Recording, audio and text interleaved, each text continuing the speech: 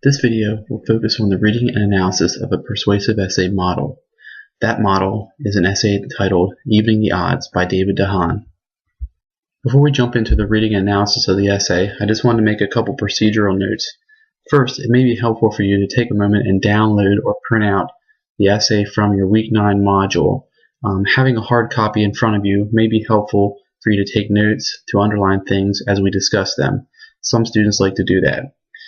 Please note as well that as we're looking at this, if you never need to pause the video, you can certainly do that by pressing the pause button, and then you can resume the video right with that. So it may be beneficial to you to take a moment at times to catch up with what we're talking about, to digest what we're discussing, and maybe to take notes if necessary. So without any further ado, let's get started with Evening the Odds, the essay by David DeHaan. A new breed of hunter dwells along North America's hidden waterways. Armed with a $100 rod and reel, $70 hip waders, and a wide array of lures ranging from glowing gadgets to old-fashioned worms, today's fisherman has improved his arsenal well beyond the bent nail and old twine that Huck Finn used for jigging. But most modern fishermen still carry one piece of equipment that is outdated, the barbed hook, which is still added to almost every lure produced commercially. This mechanism continues to plague the sport of fishing by damaging young fish stocks. Barbed hooks should be banned from lure fishing to protect fish that are not yet ready for anglers to keep. I think this opening paragraph, this introductory paragraph, does a really nice job of drawing readers into the main point of the argument. It does a really nice job of sort of setting the stage and giving some background information. I like the fact that it kind of creates a picture for the reader and this idea of where fishing has come from. But the real strength of the opening paragraph is that it has a strong thesis statement. The final sentence of the paragraph, barbed hooks should be banned from lure fishing to protect fish that are not yet ready for anglers to keep.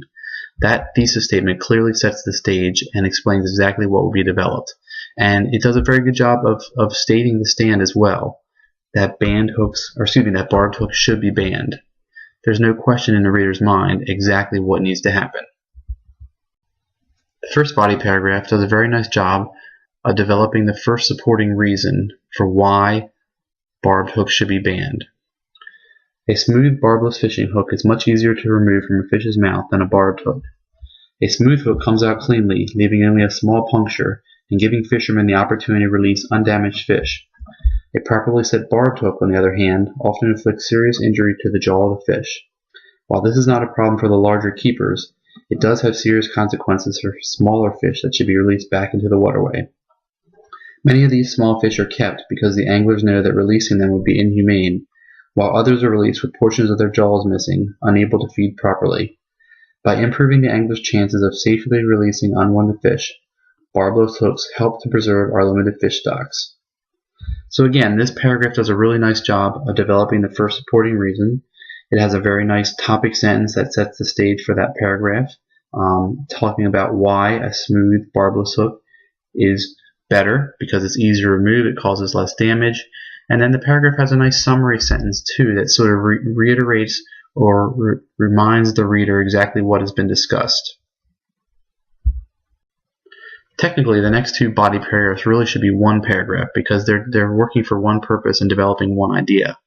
For some reason, the writer has chosen to develop them as two, but if I were the writer or if you were my student writing this essay, I would encourage you to develop them as one. Basically, what happens in these two paragraphs is that the writer names and breaks down an opposing argument. He takes into account what one idea that the opposition might say against his argument, and then he tries to prove it wrong. Supporters of barbed fishing hooks say that banning the hooks would decrease the number of fish they were able to land. They claim that enjoyment of the sport would be limited by the increased difficulty of keeping fish on the line. They are at least partially correct. Playing a fish is difficult without a barb. However, this does not have to limit the enjoyment of the sport. When sportsmen stop to reflect on why they find fishing so enjoyable, most realize that what they love is the feel of the fish on the end of the line, not necessarily the weight of the fillets in their cooler. Fishing has undergone a slow evolution over the last century. While fishing used to be a way of putting food on the table, most of today's lure fishermen do so only for the relaxation that it provides. The barbed hook was invented to increase the quantity of fish a man could land in order to better feed his family. This need no longer exists, and so the barbed hooks are no longer necessary. So this paragraph names the idea or the opposing idea that someone might say, well, I can't catch as many fish if I'm not using a barbed hook. And it breaks it down by saying, well, you're not fishing in most cases to provide food for your family, but for relaxation. So why does it matter exactly how many fish you catch? You're not trying to do it to keep from starving. So it's an effective way of breaking down the opposing argument. The next body paragraph develops another supporting reason. According to some anglers who use smooth hooks, their lures perform better than barbed lures as long as they maintain a constant tension on the line. Smooth hooks can bite deeper than barbed hooks, actually providing a stronger hold in the fish. These anglers testify that switching from barbed hooks has not noticeably reduced the number of fish that they are able to land. In their experience, and in my own, enjoyment in the sport is actually heightened by adding another challenge to playing the fish, maintaining line tension. So this paragraph develops the idea, the supporting idea, that there are some benefits to using barbless or smooth hooks. Sometimes lures perform better. Smooth hooks can actually bite deeper and provide a better hold in the fish, but it also adds the idea that there's a little bit more enjoyment, a little bit more challenge in the fishing because now you have to maintain this line tension. The final body paragraph of the essay tackles another opposing argument. Some people who would be against the banning of barbed hooks would argue that the cost of having to do so, the cost of having to replace their tackle with barbed hooks would be too expensive. And this paragraph does a nice job of breaking that down and showing that that's not necessarily a good argument. Some people have argued that replacing of all the barbed hooks in their tackle would be a costly operation. While this is certainly a concern, barbed hooks do not necessarily require replacement. With a simple set of pliers, the barbs on most conventional hooks can be bent down, providing a cost-free method of modifying one's existing tackle. These modified hooks are also much safer to use. Young children who are just learning to fish often pose a certain danger using fish hooks. While the possibility of snagging someone still remains with a smooth hook, the hook is much easier to remove from skin, clothing, and branches. So as you can see, the writer effectively names this opposing argument and then provides a number of reasons why that opposing argument isn't really a valid one. This final paragraph, the concluding paragraph, is everything you would want from a concluding paragraph for a persuasive essay. It does some really important things that you're going to want to do in your own essay and your own concluding paragraph. First of all, it restates the thesis using different words.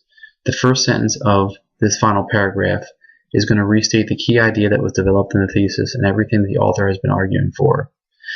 Other key ideas are developed throughout the paragraph as well.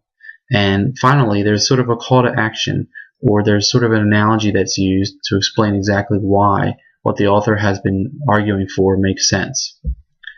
The gradual evolution of fishing for food into fishing for sport has outdated the need for barbed hooks. Just as in any other sport, enjoyment comes from being able to achieve a goal despite considerable difficulty. If anglers chose their equipment solely on the quantity of fish they were able to land, we would all be fishing with drag nets. While everyone agrees that nets take the sport out of fishing, they must realize that barbed hooks do exactly the same thing. Fishing with smooth hooks is a way of caring for and conserving our fish stocks while still maintaining the enjoyment of the sport of fishing for the angler. So there you have it, a very good example of a model persuasive essay. I think if you try to emulate some of the things that are done in this essay by David DeHaan, you'll do well in your own essay. And I would encourage you too to carefully study the other model essays in real essays as well, because those are going to be very effective and have some other techniques that you can use and employ in your own writing.